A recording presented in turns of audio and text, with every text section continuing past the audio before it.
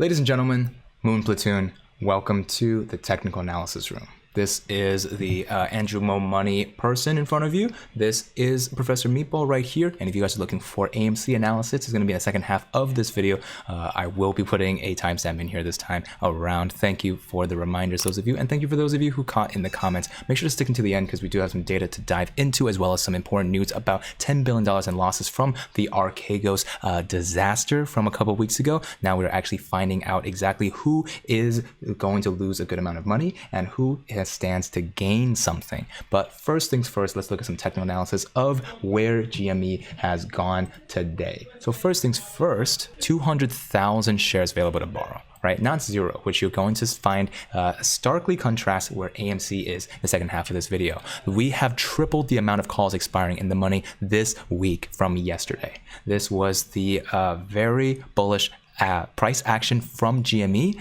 We had GME moving up 15% roughly on the day before, and then another 15%, adding up to from 151 closing on Friday all the way up to 198. And that little thin candle wick right there is where GME was topped out at 198, pushing past this 195 level of resistance here. From there, we saw GME double top right here. This is not the traditional double top and not an M pattern, but we saw GME try and push past 187 once and then twice. This stands to be a very strong level of resistance that likely GME will not be able to push past during the trading day, and this was true, right? The high was 188, almost exactly as predicted by this double top here. Basically, enough people during the pre-market and after hours were able to get the value from 188, and therefore we were basically stuck right here. Around 180 was where GameStop traversed most of today, and from there we noticed that GameStop was caught not once, but multiple times down at 176. And so this gave us a little bit of a predictor of where GameStop was going to be for the rest of the day, right? 176 caught once and then caught again later on right here and right here. These two opportunities give GameStop a chance to double bottom, right? The George W. If we zoom in a little bit, we'll be able to see what I'm talking about. This opportunity at 173, right there, to then come back and consolidate at 174 right here. So this multiple opportunity for GameStop to push down here was 3 chances for investors to get out there, basically say GameStop is worth much more than 174 and refuse to ease up past this level of support. However, usually when this is a bullish sign overall, it did not get past 180, and here is why. If you guys were watching the live stream before, you would have seen that the VWAP started to slide right above 180 right here around 1310 Eastern, and then slipped below. This gave a double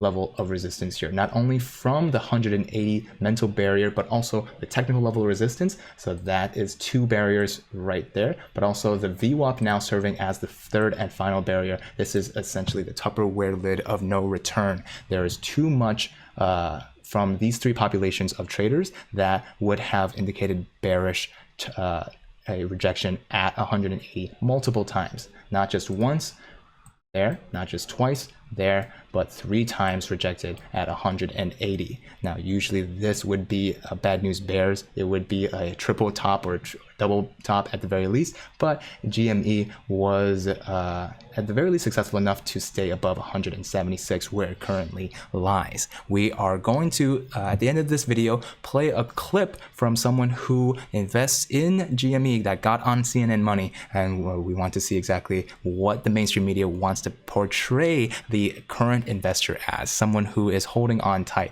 I want to make sure that we are going to be able to watch that video at the end of this. Let's clear this chart real quick. Looking at AMC, we are seeing a far fewer levels of resistance and support drawn on this chart. This is because AMC is a little bit more simple. right? Technical trading is difficult to justify when it comes down to these heavily manipulated stocks, but you can tell that AMC wants to take this bullish news here, right? This small candle wick here that tried to contest $12. This is from the trading day before. And then this small candle wick here that tried to contest 1196. Sorry. So it was trying to contest 1168 and then 1194. From there, we can map this essentially to the trajectory of AMC for the next day, right? This bounce early morning. From here, we can match, I just slid the chart over and looked at the levels at which AMC was going to be battling right here. This candle wick goes down to 1128, bounces off, and then stays between these two very tight channels, 1194 and 1163, almost all day. Not a lot of technical patterns to learn, just sluggish consolidation around the VWAP that ultimately trended downward. This rejection down here is not to say that AMC is starting to lose steam. It's just that it was ultimately caught by the VWAP and not able to move forward. If you guys wanted to learn more about the volumetric weighted average price, just search AndrewMo VWAP. First thing that comes up should be a whole video about that indicator. It gives us a sense of the true price of where the stock should go. AMC moving forward also was, you might have noticed, in terms of the news, unusual options activity from AMC here, right? Looking at here, we saw a bearish call for 1050 expiring this week, Friday, but the volume 2,400 contracts. 2,400 contracts multiplied by 100 shares per contract times $10. That's about $2.4 million. Excuse me, worth of shares expiring this week. Webull caught it, and we can easily verify whether or not that is the case using the options chain right here, which is the options sonar link down below. You can easily access this yourself as well. We look through each and every day. We could not find where this 1050 that Webull was referencing, but we do want to make sure that even if Webull is catching that there is suspicious options activity, then likely the option sonar /unusual option activity for AMC is going to give you a better sense of that as well. So make sure that you continue to keep looking at suspicious option activity. For GME as well, we saw this ramp up all the way to $200. Right, we have 13,000 more contracts that are going to be in the money. And for AMC, we tweet out daily dives each and every day for both GME and AMC, and we will note that this is the third or fourth day in a row that we have had 0 shares available to borrow for AMC, and even more calls expiring in the money this week, so 75,000 from this morning. Finally, you might be wondering what is driving this. Well, we have 23.89% according to Ortex of free float for AMC. So you're looking at the new record, right? The brand new record of just the sheer amount of shorts that AMC has to fight against, and utilization staying above 100% for the 5th day running. When that first day happened, you know that Trades got very, very excited about that. But the 5th day now, we have seen this trend essentially keep AMC in the limelight, and that means we're going to be keeping more attention to it as well. Now that said, let's actually make sure that you have a good sight on what the Archegos blowout is first, and then we'll be able to take a look at what CNN wants to portray as the common GME investor who is you'll find very soon portrayed as a bag holder and kind of like a strange duck. Why exactly is this happening? Let's see how they want to portray us. First, Archegos.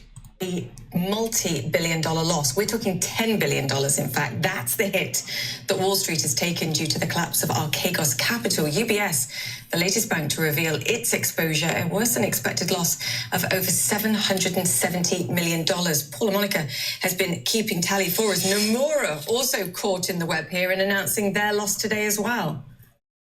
Yeah, Nomura's loss is much bigger than expected, Julia, about $2.7 billion or so. I believe we have a chart that shows all of the big investment banks that have taken a hit so far. And if you look at that, Credit Suisse has really been hammered by this, a $5.5 billion.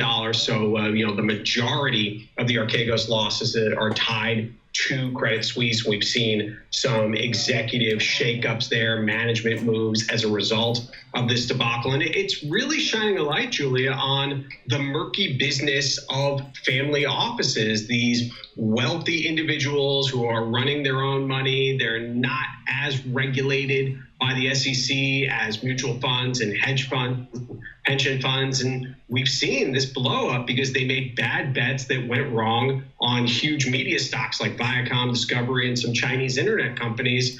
Viacom and Discovery have yet to recover properly. So one of the first thoughts you should have is I got to search up Andrew Mo margin call or the McSqueeze on YouTube, and it should be the very first video that comes up to learn a bit more about the very nature, the theory behind the margin call squeeze. You should be able to understand exactly how this is no longer speculation. This is just reality. And at the very least, if you're scared, that means that Congress people are scared as well. They don't want another financial crisis like the one that Bill Hwang and Archegos was subjecting the entire world economy to.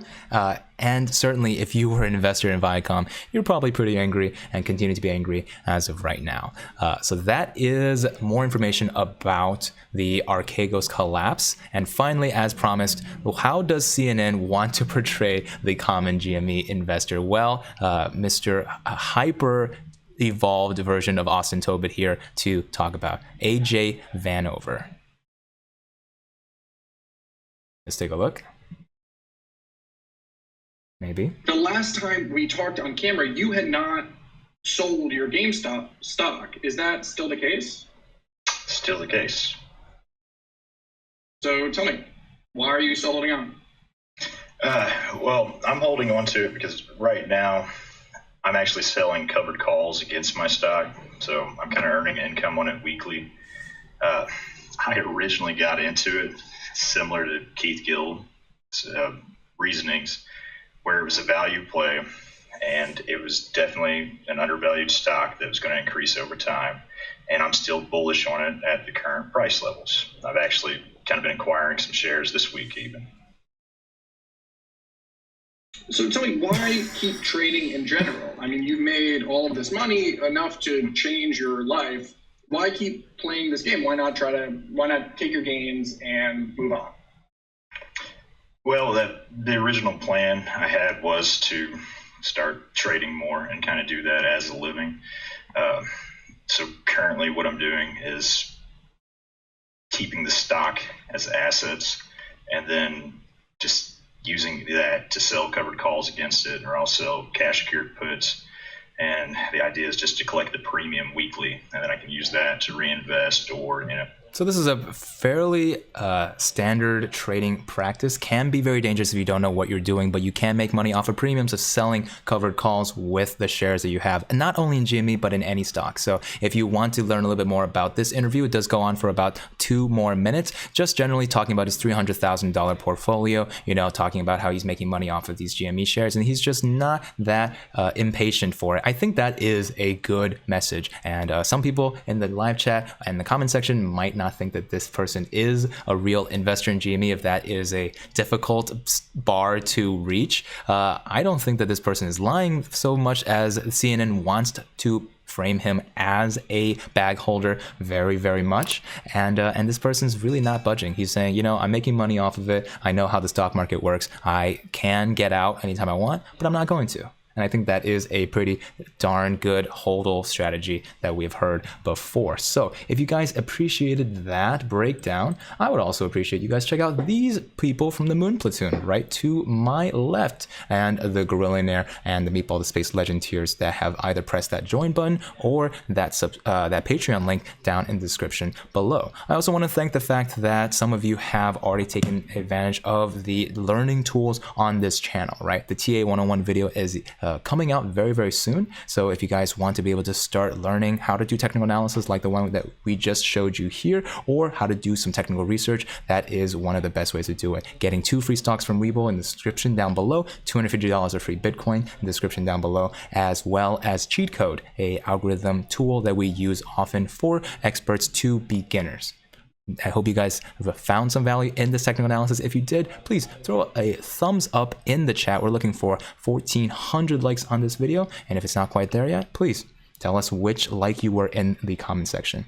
So for now, but not for forever, hope you enjoyed this very light TA, but at the end of a lengthy 7-hour live stream. So for now, but not for forever, peace. And we'll see you in the money.